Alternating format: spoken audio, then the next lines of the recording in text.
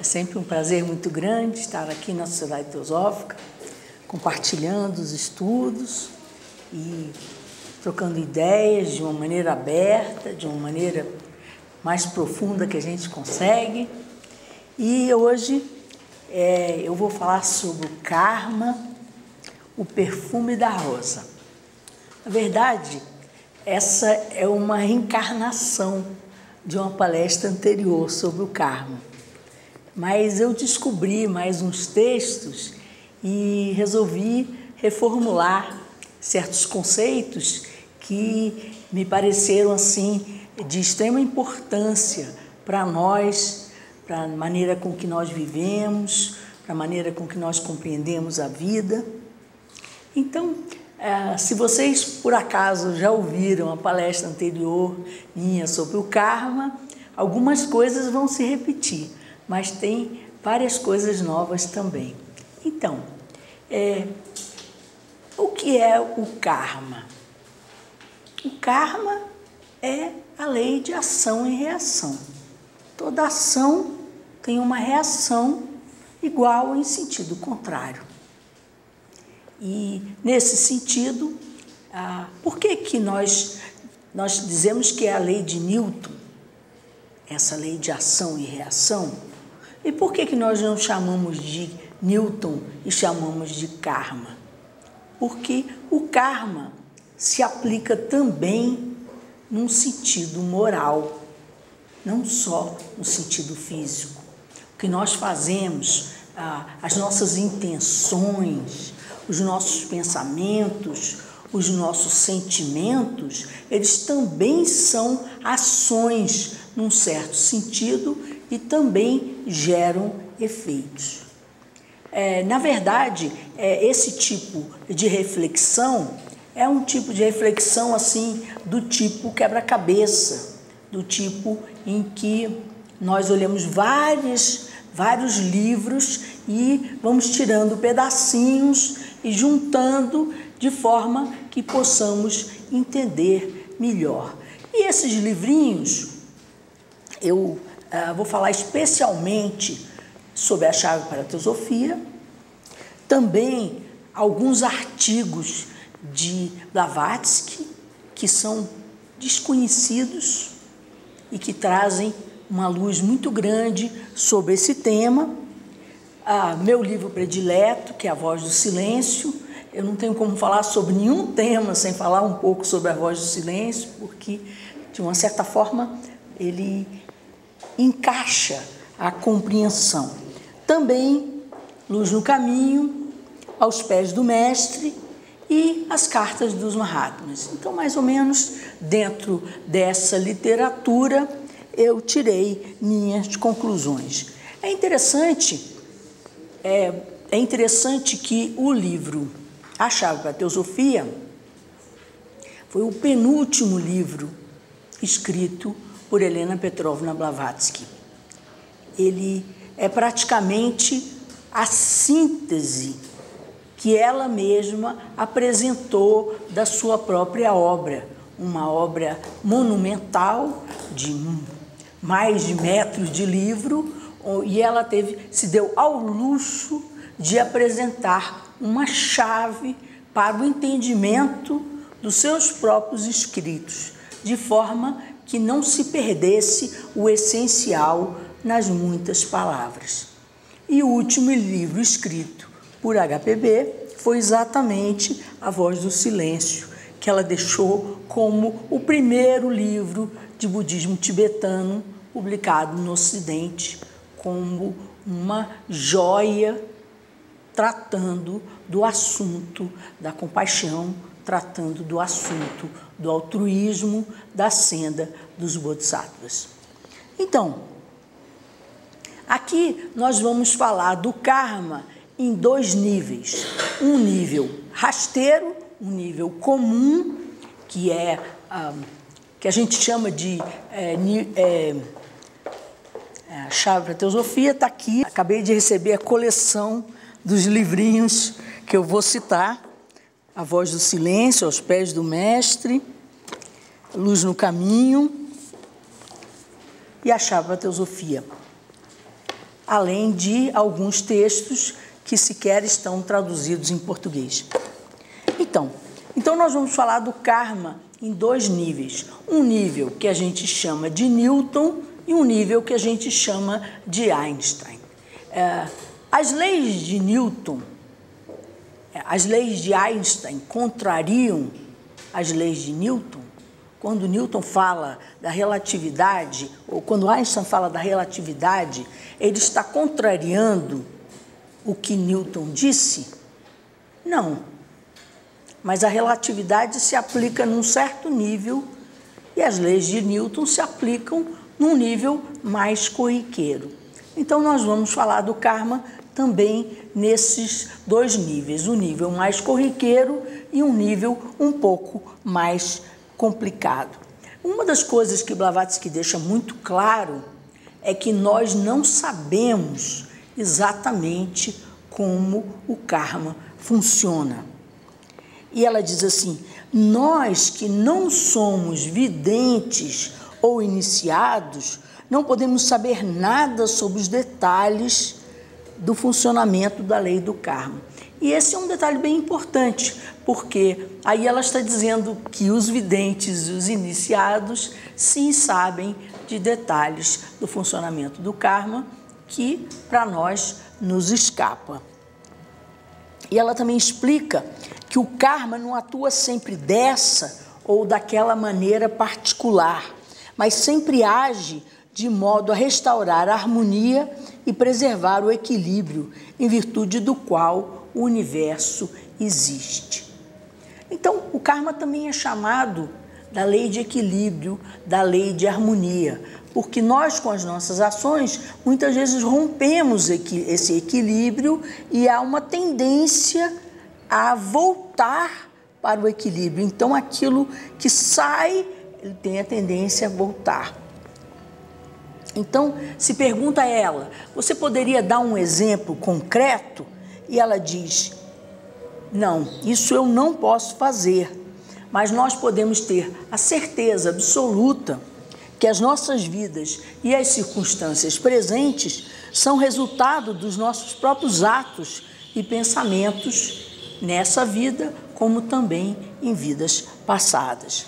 E dá alguns exemplos também muito claros. Ela diz que não é a onda que afoga o indivíduo, mas o indivíduo que deliberadamente se coloca diante das leis do oceano e, eventualmente, se afoga. Ela também fala de quando nós tentamos mexer um galho de uma árvore. Se nós, nesse movimento, o galho tende a voltar, e se nesse movimento nós machucamos o nosso braço, nós podemos dizer que foi o galho que nos machucou ou foi a nossa imperfeição, a nossa tolice que fez com que nós nos machucássemos. Então, ela dá muito esse enfoque do caráter impessoal do karma.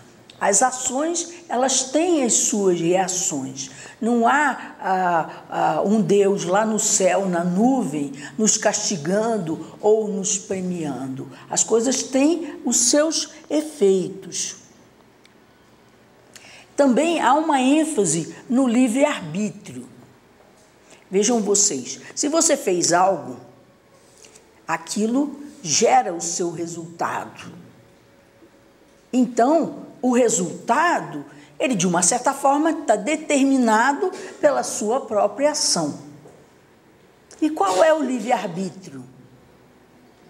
Eu posso aprender com aquilo ou não. Eu posso ficar repetindo os mesmos erros 1000 vezes, ou eu posso juntar a causa e o efeito e perceber que agir daquela maneira dá aquele resultado. Então, o aprendizado, ele está muito na área do arbítrio, porque nós temos, inclusive, o arbítrio de não aprender e de continuar sofrendo. Esse aprendizado, ele depende essencialmente de nós. E, nesse sentido, evidentemente, que o conhecimento das leis amplia a nossa liberdade. Se nós estamos num riacho com uma correnteza e nós aprendemos a nadar com a correnteza, é muito mais fácil do que se nós formos nadar contra a corrente, não é? Então, a gente tem que saber onde estão as pedras para não bater a cabeça, etc. Então, o conhecimento do campo onde nós atuamos também implica em maior ou menor sofrimento. E uma das coisas que ela argumenta muito, que hoje em dia a gente pode dizer até que é um entendimento ultrapassado, é a coisa de você simplesmente se confessar, rezar umas ave-marias e o seu pecado está perdoado. Então ela mostra que quando você pega uma pedra e joga no lago, essa pedra vai fazer várias ondulações na água. Se você puder trazer de volta a pedra à mão e deixar que os efeitos produzidos na água deixem de existir, aí você poderia falar numa intermediação vicária, você poderia falar num perdão, no sentido de que os efeitos seriam anulados. E a gente sabe que isso é impossível. Depois que se a gente virou aqui e o copo derramou, a água derramada e o fato de eu derramar água é um ato só, a consequência e o ato é uma coisa só. Mas naquele momento em que ela escreveu essa coisa de que você rezando umas ave-marias conforme o padre manda, você estava perdoado, isso era um entendimento comum. Hoje em dia, mais ou menos, todo mundo sabe que não é assim, que nós, não que rezar faça mal, não que se confessar faça mal, mas a gente sabe que as nossas ações têm os seus resultados. Mas ela enfatiza, no entanto, que o arrependimento tem o seu papel, porque o arrependimento vai fazer com que você não repita velhos erros. É como caiu a ficha e você muda o seu comportamento, você muda a sua concepção de como agir naquelas circunstâncias. Então, o arrependimento ele é valiosíssimo, mas ele não anula os efeitos das ações já geradas anteriormente. Ela diz assim: se sincero, o arrependimento impedirá um homem de repetir erros. Não pode salvá-lo ou os outros dos efeitos daqueles já cometidos, que o alcançarão infalivelmente nessa vida ou no próximo nascimento. Também se fala muito de conformidade. Nesse sentido, a palavra karma, ela pode também ser traduzida como destino. E como a aceitação do nosso karma faz toda a diferença para o aprendizado. E ela diz assim: a crença no karma é a razão mais elevada para que alguém se conforme com a sua sorte nessa vida e o mais poderoso incentivo para o esforço de melhorar o nascimento seguinte. Então, nesse sentido, o Dalai Lama chega a dizer que o objetivo da vida presente é preparar o nascimento futuro. Vejam vocês, algumas coisas a gente está preso ao resultado das nossas ações anteriores e a gente não consegue mudar com a facilidade que a gente gostaria. Mas preparar o próximo momento, seja daqui a 10, 20, 30 anos ou o próximo nascimento, está completamente nas nossas mãos. Então, nós que não somos videntes ou iniciados, não podemos saber nada a respeito dos detalhes de como o karma funciona. Não é assim, eu dou um soco na barriga de uma pessoa, a pessoa vem dar um soco na minha barriga. A coisa tem todo um contexto familiar, um contexto nacional, um contexto cultural, onde as nossas ideias, os nossos comportamentos estão muito ligados ao contexto cultural em que nós vivemos. Também se fala dos pensamentos, e esses pensamentos estão diretamente relacionados com o nosso contexto cultural. E também o fato de que ninguém vive só. Então, é dito assim, cada pensamento e ato através da vida traz consigo, para o bem ou para o mal, uma influência correspondente sobre os outros membros da família humana. E aí a gente já entra numa área onde há pessoas que rompem padrões da mentalidade coletiva da sua época, são precursores de novos momentos. E essas pessoas, elas enfrentam uma barreira da própria mentalidade coletiva a qual elas pertencem. E no caso, há um exemplo em relação ao Sinnett. O Sinnett foi um jornalista inglês que recebeu muitas cartas de seres muito evoluídos e ele propôs de que um jornal de Londres aparecesse na Índia no mesmo dia que um jornal da Índia aparecesse em Londres. E isso seria uma prova cabal da espiritualidade, no sentido de que há seres com poderes excepcionais. E essa sugestão de Sinnett não foi aceita. Naquele momento, a ciência consideraria isso como um milagre. Hoje é uma coisa até fácil, né? A gente manda o jornal pela internet, né? Chega 10 minutos depois, né? A tecnologia avançou de uma maneira em que isso hoje não é nenhum mistério. Mas naquela época isso seria considerado um milagre. E por ser considerado um milagre, haveria resistências. E foi dito a ele que se as pessoas acreditassem que era verdadeiro, ele seria assassinado antes que ele desse uma volta no Hyde Park.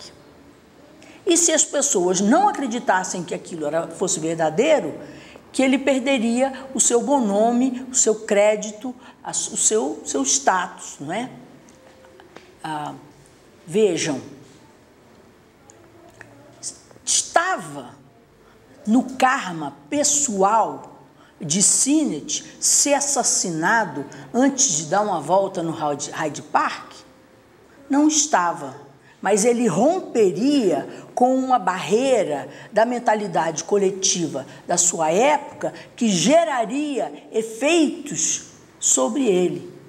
Blavatsky sofreu muito isso. Blavatsky era uma vidente, Blavatsky era uma pessoa com poderes psíquicos, Blavatsky levantava piano com pensamento, fazia aparecer sons, ela tinha vários poderes psíquicos. No entanto, tentaram sujar o nome dela, dizendo que ela foi a grande charlatã do século, etc, etc, etc. Por quê? Porque ela rompeu com barreiras que aquela sociedade não aceitava. Hoje, 100 e tantos anos depois, o nome de Blavatsky é um nome considerado não só muito conceituado, como de uma enorme seriedade no meio de às vezes, autores não tão sérios. Mas, na sua época, ela teve várias acusações lançadas contra ela por ela ter rompido com padrões da mentalidade do seu tempo.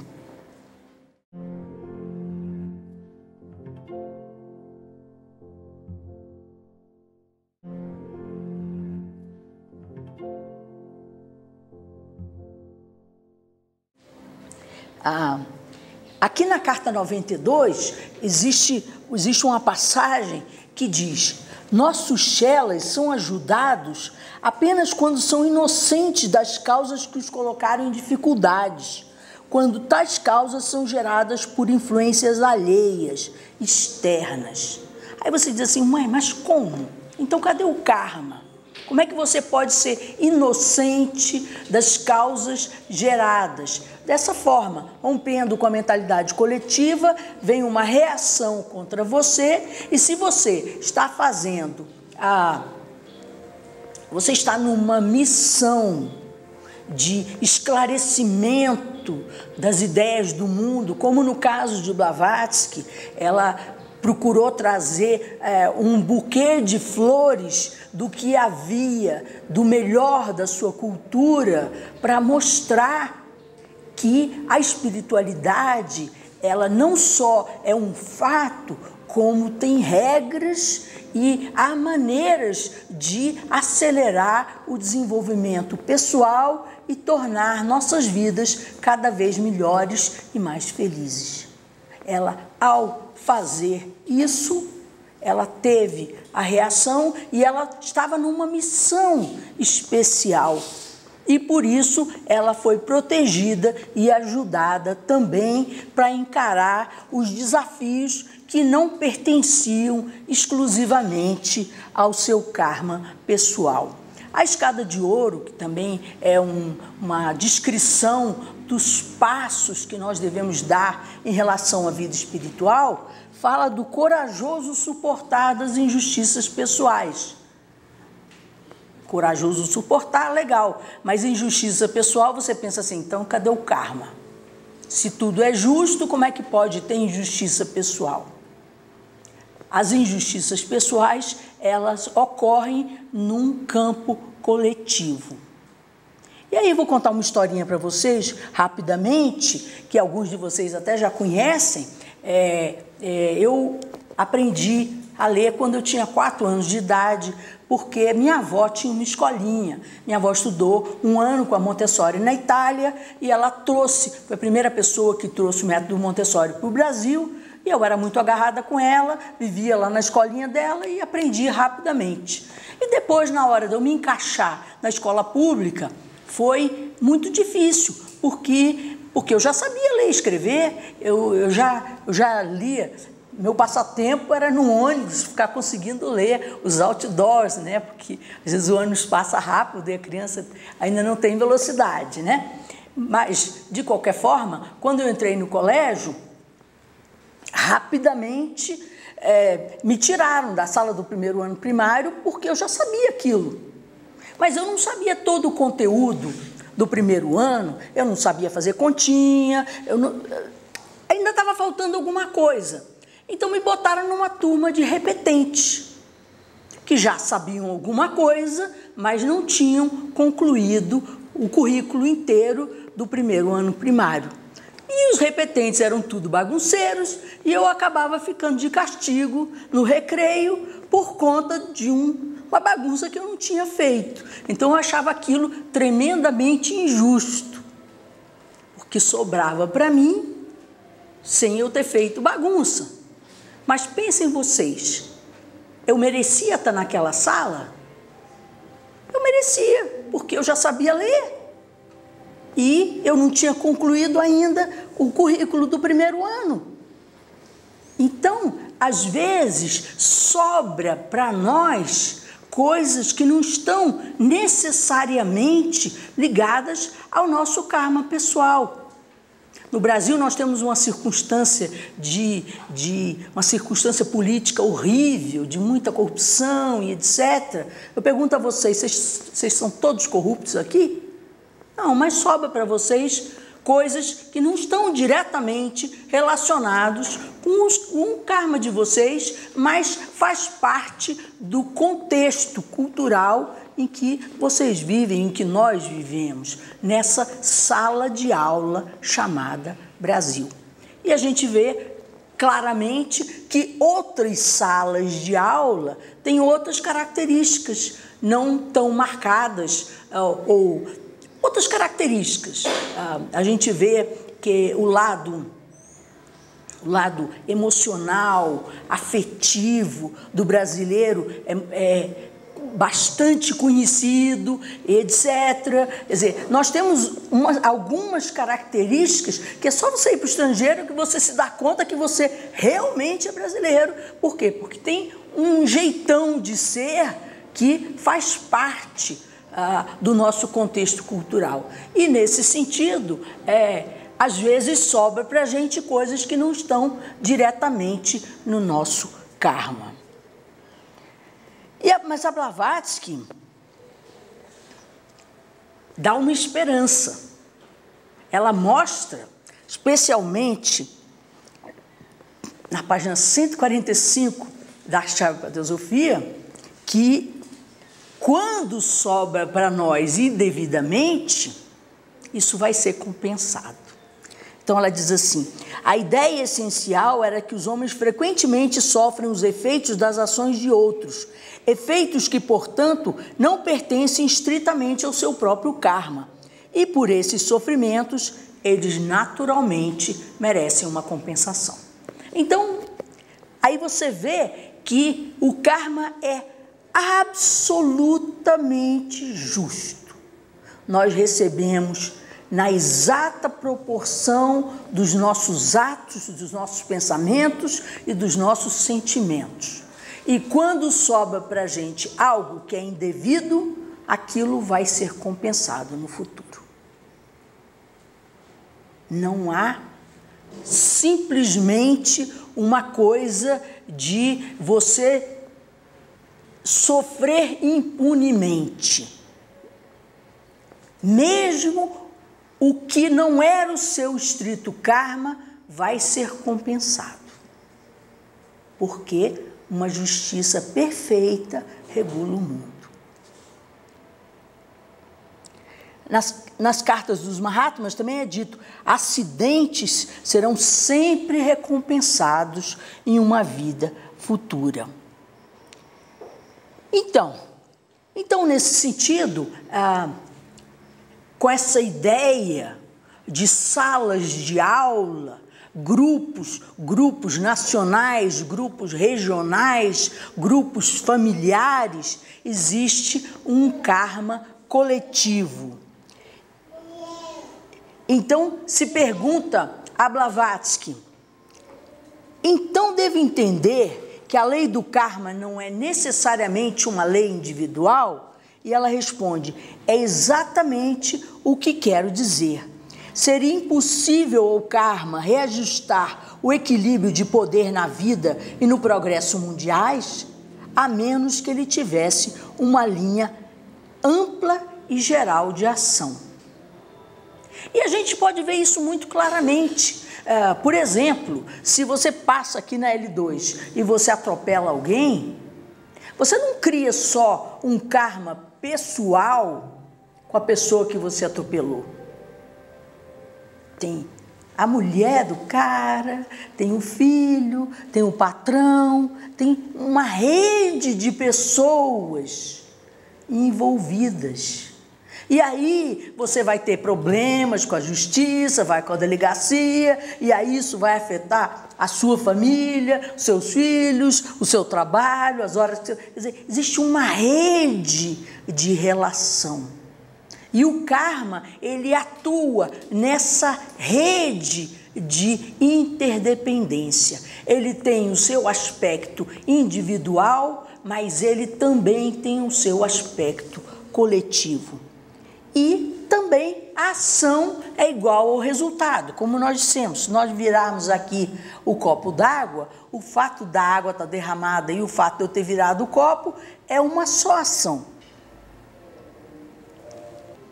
Então, e também tem uma coisa do aceleramento kármico. Como é que é isso? Como é que a gente acelera o nosso karma? Na literatura teosófica se fala muito desse aceleramento kármico. Vamos tentar contextualizar isso. E nesse sentido, Luz no Caminho fala, aos pés do mestre fala, a própria Chave para a Teosofia. Então, Luz no Caminho diz assim: procura em teu coração a raiz do mal, e arranca. Ela vive e dá frutos no coração do discípulo devotado, assim como no homem voltado para o desejo. Só o forte pode matá-la. O fraco tem que esperar que ela cresça, frutifique e morra. Ela é uma planta que vive e cresce através dos tempos. Não vive no presente, sim no eterno. Essa gigantesca erva daninha não é capaz de florescer ali. Essa mancha da existência é removida pela própria atmosfera do pensamento eterno. Ou seja, há maneiras diferentes de você lidar com o karma. Você pode arrancar a raiz do mal, ou você pode deixar que ela frutifique, cresça, seque e morra.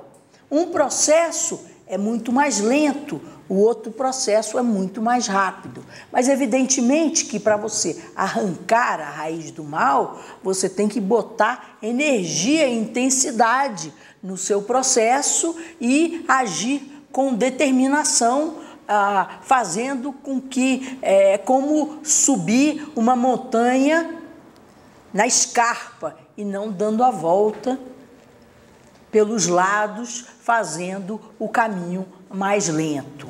Mas se você resolve pegar uma picada no barranco, você vai ter que despender muito mais força para esse processo.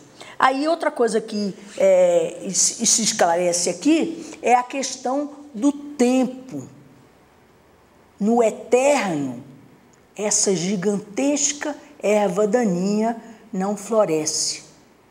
Então, dependendo como você vive isso dentro de você, também gera efeitos. Mas nós vamos falar disso mais lá para o final, quando a gente falar sobre o perfume da rosa. Aos pés do mestre fala também sobre o karma, mostrando a necessidade do contentamento. E nesse contexto de aceleramento kármico, exatamente no parágrafo 44, é dito: deves suportar teu karma com contentamento, qualquer que ele seja, aceitando como uma honra que o sofrimento venha a ti, pois isso demonstra que os senhores do karma consideram-te digno de auxílio. Por duro que seja, ser agradecido por não ser ainda pior. Lembra-te que de muito pouca utilidade serás para o mestre enquanto teu mau karma não for resgatado e tu estejas livre. Oferecendo-te para ele, pediste que teu karma fosse acelerado, e assim em uma ou duas vidas resgatarás o que de outro modo poderia estender-se por mais de uma centena delas. Esse é um parágrafo bem denso, não é? Então, aceita o karma como contentamento, porque se você pediu para servir a esses grandes seres que guiam a humanidade rumo ao bem, você pediu também que as suas concepções equivocadas, o seu lixo armazenado na sua mente e no seu coração fosse removido. Como que você vai ajudar a esses grandes seres se seus conceitos estão todos equivocados? Se você está sofrendo por coisas que você está criando um pandemônio para você desnecessário.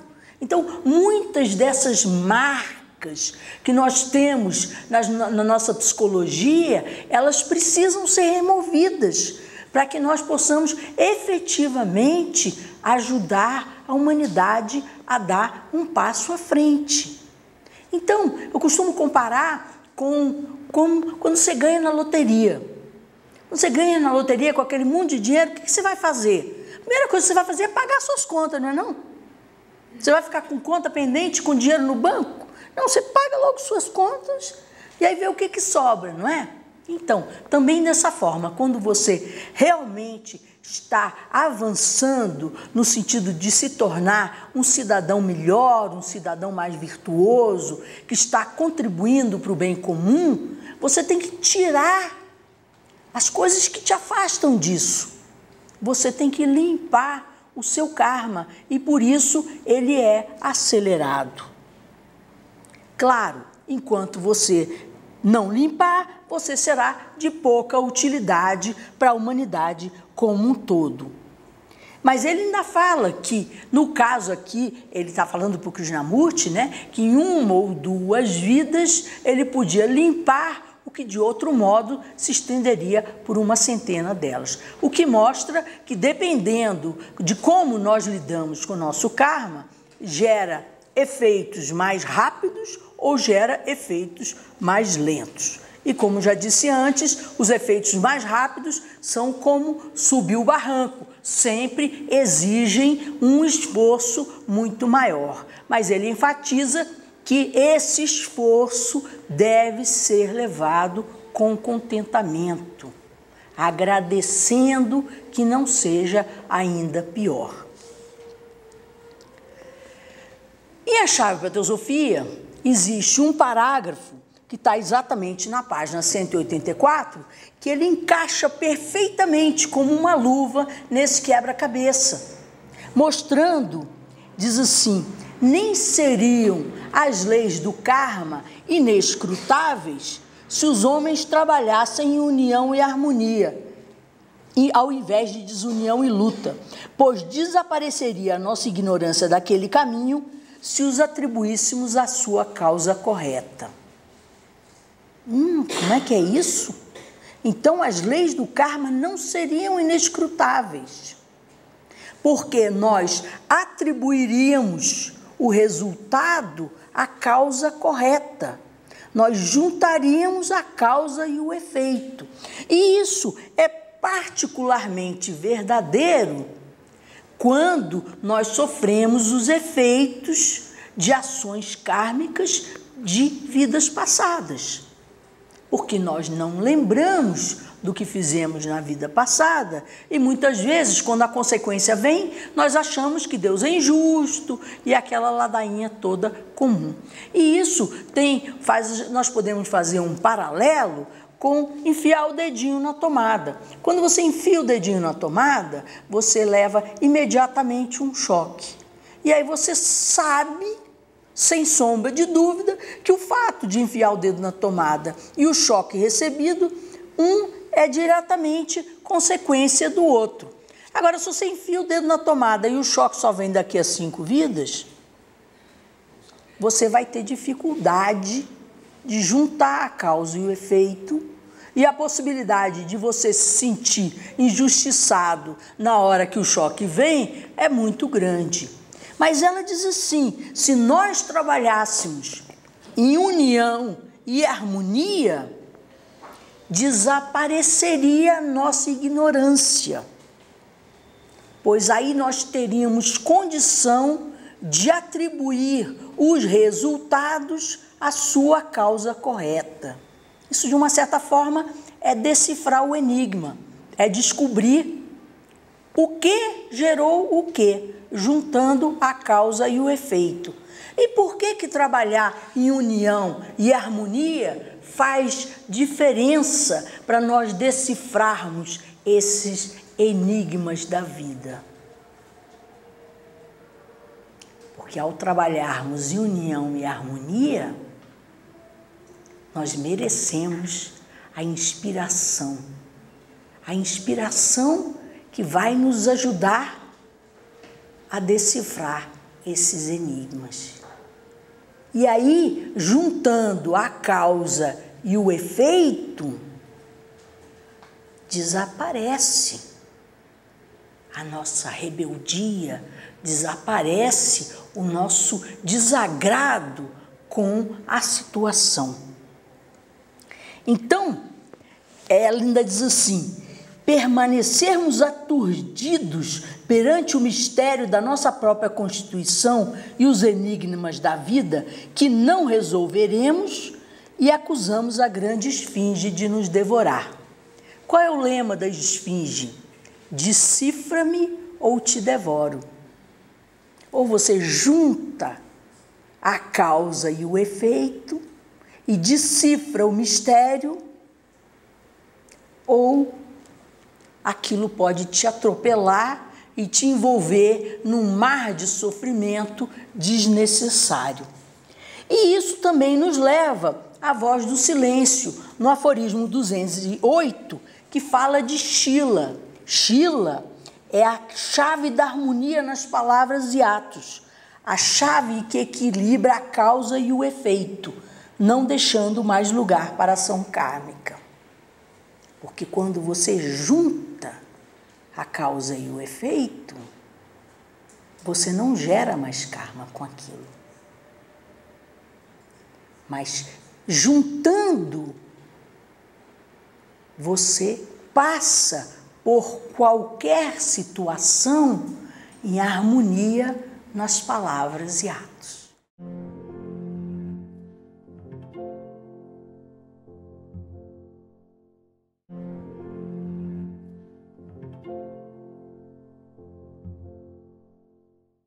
E o que acontece se você é desarmônico, se você tem medo?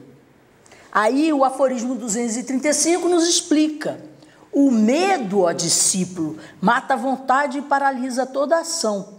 Se é falho na virtude de Shila, o peregrino tropeça e as pedras kármicas lhe ferem os pés ao longo da senda pedregosa. Então mostra,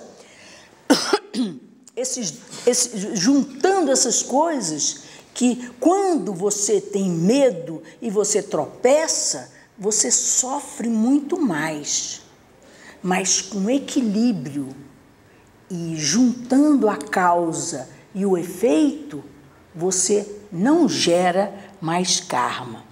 O Vivekachudamani, que é um clássico da Vedanta, que é um livro de Shankaracharya, que é um dos maiores livros do hinduísmo, é um diálogo entre o mestre e o discípulo, onde o discípulo vai perguntando e a primeira vez que o mestre fala, ele diz: nada tema,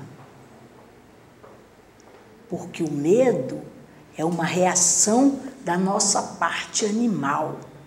E para decifrar o mistério, nós precisamos conectar com o melhor de nós mesmos, com o nosso lado espiritual, que nos possibilitará compreender melhor as situações de vida em que nos encontramos. A parte animal, ela se protege e aí nos faz cair e tropeçar. Nas cartas dos Mahatmas, que também é uma literatura bem conhecida, eu comparo até com as cartas de Jesus, escrita em Éfesos, e existe uma literatura de seres muito evoluídos que, eventualmente, a gente pode ter acesso a uma ou outra dessas cartas e tirar grande proveito delas. É dito: cada pensamento do homem, ao ser produzido, passa ao mundo interno, se tornando uma entidade ativa, associando-se, amalgamando-se, poderíamos dizer, com o elemental, isso é, com uma das forças semi-inteligentes dos reinos. Desse modo, um bom pensamento é perpetuado como uma força ativa e benéfica, um mau pensamento como um demônio maléfico. Então, tudo que nós pensamos cria forma no mundo mental. E esses pensamentos, se eles são alimentados, eles se tornam poderosos para o bem e para o mal. Talvez o melhor exemplo que nós temos disso é a oração. A oração é uma forma de pensamento, mas ela foi alimentada por tantas pessoas, tanta energia foi colocada, que é uma forma de pensamento poderosíssima.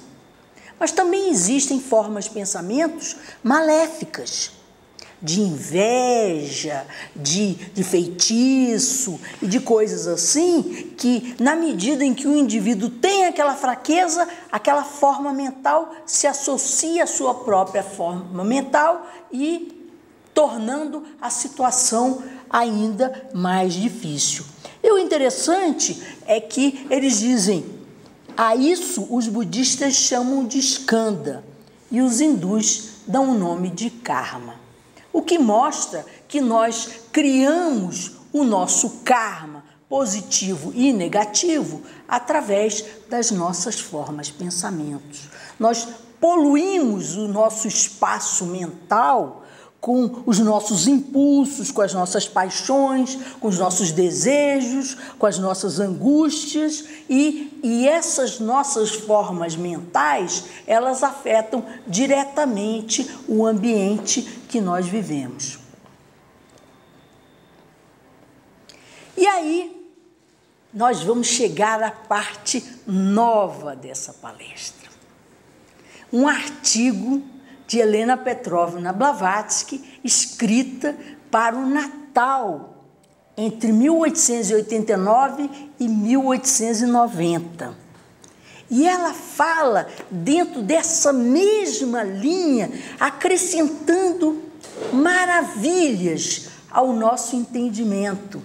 Ela diz que cada ser humano está dotado de um potencial magnético que, na prática, se torna uma alavanca mágica para o bem e para o mal. E aí, falando especificamente do Natal, ela nos fala que nós desejamos Feliz Natal e Feliz Ano Novo para as pessoas, não é? Mas temos que ter cuidado que nos nossos desejos não acompanhe o mal olhado. Não, assim, de você dizer uma coisa e estar sentindo outra, de você mandar uma vibração negativa vestida de palavras bonitinhas. Então, nós temos que ter bastante cuidado com isso, porque nós não temos uma condição de previsão do futuro.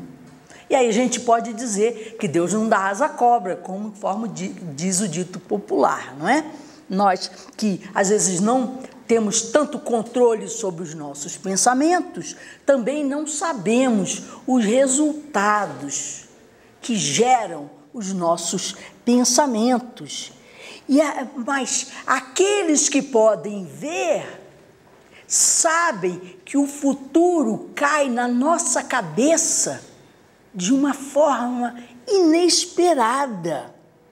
O passado vem com uma torrente louca, com ondas pequenas ou grandes de alegria, de tristeza, que nos elevam e que nos derrubam. E essas ondas geradas no passado, que caem na nossa cabeça, elas devem ser levadas para o mar do esquecimento. Aquele famoso mar de Létis que falavam os gregos. Como é que é isso? As coisas geradas por nós mesmos, que nos elevam e que nos derrubam, devem ser levadas para o mar do esquecimento. E ela diz assim: depende de nós fazer com que cada evento desses se torne não existente para nós, fixando na nossa memória, ou senão criando os abutres de Prometeu dos nossos sofrimentos passados, aqueles pássaros de asas negras que encarnam as memórias do passado. Então, como é que é o negócio do Prometeu? Prometeu foi aquele que roubou o fogo dos céus e trouxe aos homens, não é? E ele ficou acorrentado e os abutres vinham lhe comer o fígado.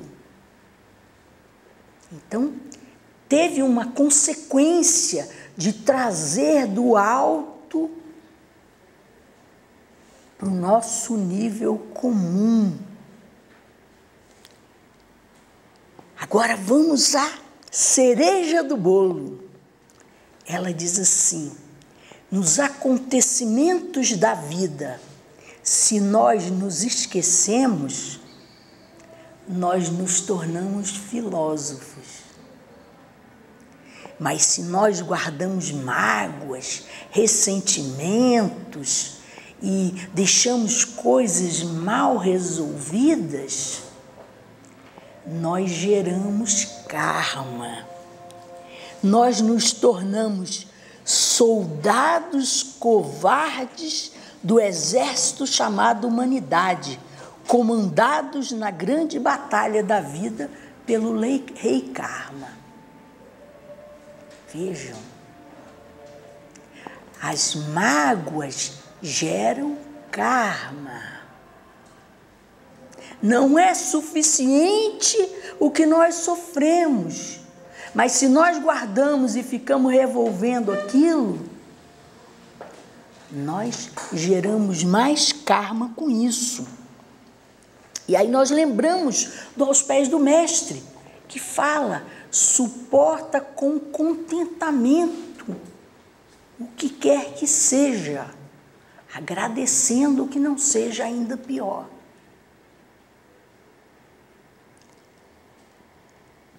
E aí nós encontramos na carta número 93B, na página 175, uma explicação completa sobre esse processo. Diz assim: humanas, a mente, destituído dos seus melhores atributos, fica qual uma flor do qual todo o aroma se afastou subitamente. Uma rosa esmagada, da qual retirou-se toda a sua essência para a fabricação do perfume. O que é deixado para trás é apenas o cheiro de grama em decomposição, terra e podridão. Então, a rosa amassada sai o seu perfume. O óleo que vai fabricar o perfume é retirado da rosa. E o que fica é o bagaço. Nas experiências da vida, nós podemos tirar o aroma da rosa e nos tornarmos filósofos, ou nós podemos ficar com o bagaço da rosa, gerando karma, gerando infelicidade para nós mesmos.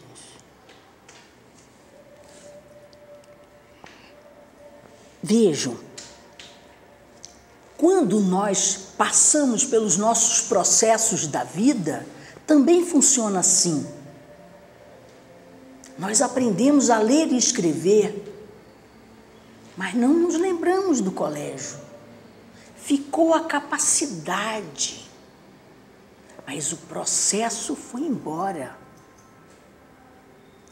Por quê? Porque o que interessa é o aroma da rosa e não o processo em si, no qual nós passamos. Então, voltamos aos pés do mestre. Deves suportar teu karma com contentamento, qualquer que ele seja, aceitando como uma honra que o sofrimento venha a ti. Por mais duro que seja, ser agradecido de não ser ainda pior.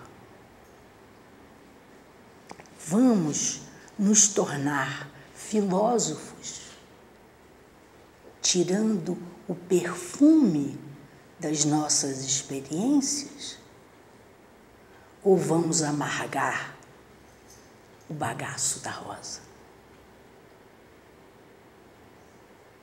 A opção é nossa.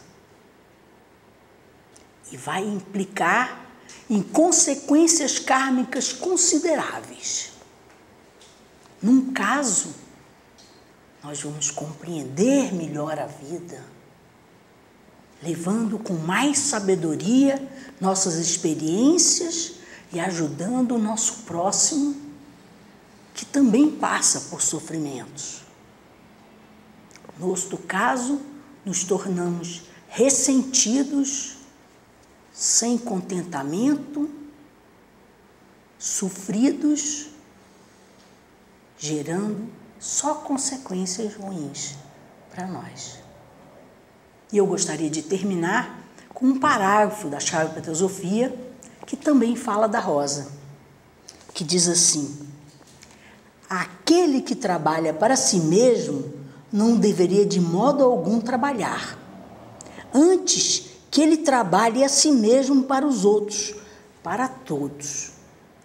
Pois cada flor de amor e caridade que ele plantar no jardim do seu vizinho, uma erva daninha desaparecerá do seu próprio. E assim, esse jardim dos deuses, a humanidade, desabrochará como uma rosa. Obrigada.